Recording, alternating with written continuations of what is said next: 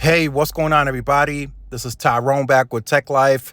Great article here from Yahoo Finance. I'll leave a link to it in the description so you guys can check it out.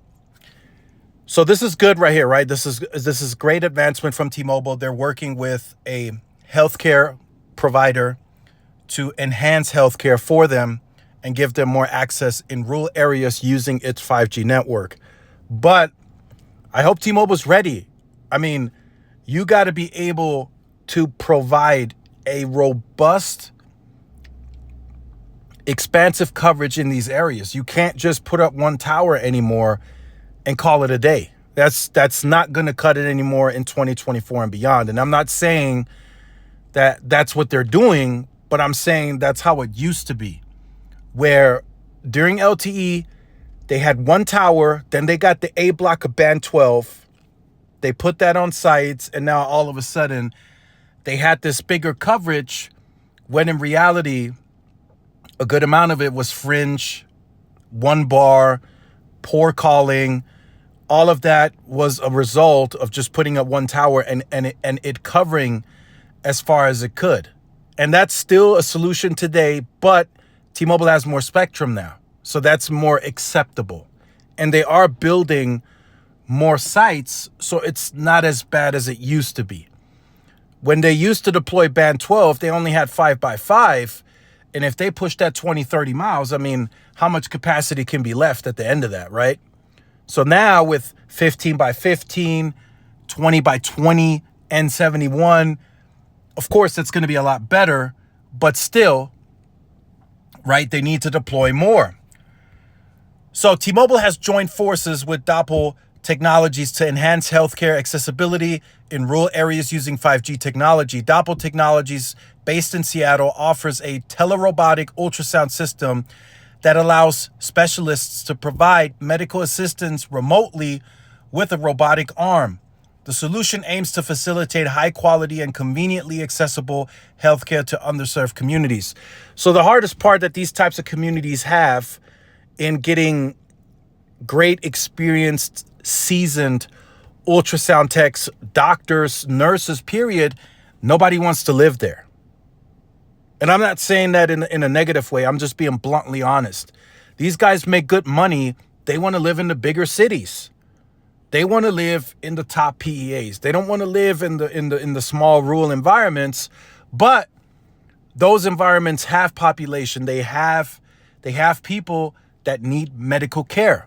So now with this, say a doctor in, I don't know, Chicago, who's well-versed, great experience, could now operate, or, well, not in this case, but in this case, they could do a ultrasound all the way from remotely from Chicago.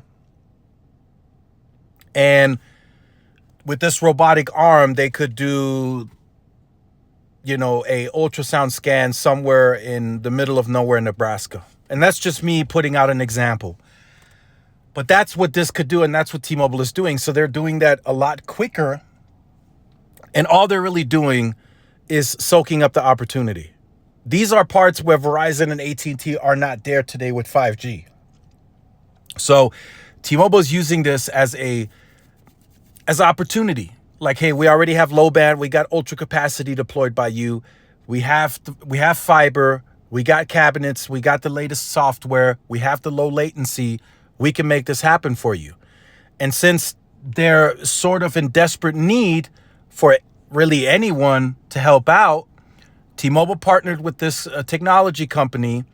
They provided the services because they got there first. And boom, now they got a new partnership and they're making it happen.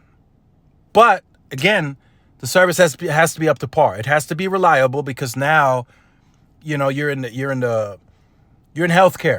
So there's actual people that are really, really relying on the service. So it has to be accurate, it has to work, and it has to be reliable.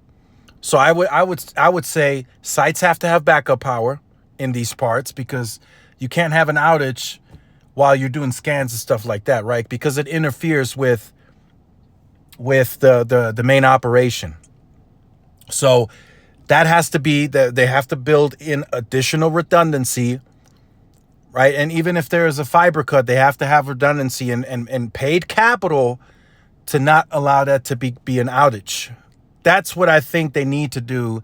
They need to be as prestige as possible as it comes to the network now, especially in these parts, because if it's not robust, if the coverage is not expansive, if it's not reliable, Verizon and AT&T will eventually get there with 5G.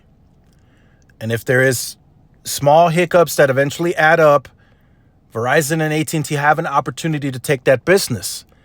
So now that T-Mobile is gaining better perception, as recently disclosed by Peter Osvaldik, they feel they have the mind share on the enterprise side now. They need to make sure that they can back up their words, that they're actually writing checks that they can cash. And that all comes from adequate spend, putting everything all at once, right? Redundancy in the fiber, and they can pay capital to the third-party fiber provider to build redundancy in the fiber. So there's a failover in case there's a fiber cut. They can get generators put at these sites. Or if they can't get a regular generator, they can put a diesel one. I mean, there's plenty of solutions to make it as reliable as possible. So just sharing this with you guys. T-Mobile is making progress. They got Delta, 60,000 lines. They got the VA account. They got UPS. They got the Coastal Guard. They're making big strides. And I have a feeling that they're making bigger strides than what we know publicly currently. I really feel that. And we will hopefully hear more. They don't tell us every one of them. They only put press releases out for certain ones. But this is another big one right here. This is a great partnership to enhance healthcare access using T-Mobile's award-winning 5G network, as they claim.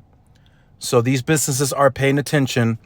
And of course, startups are partnering as well because they want to make use of their technology.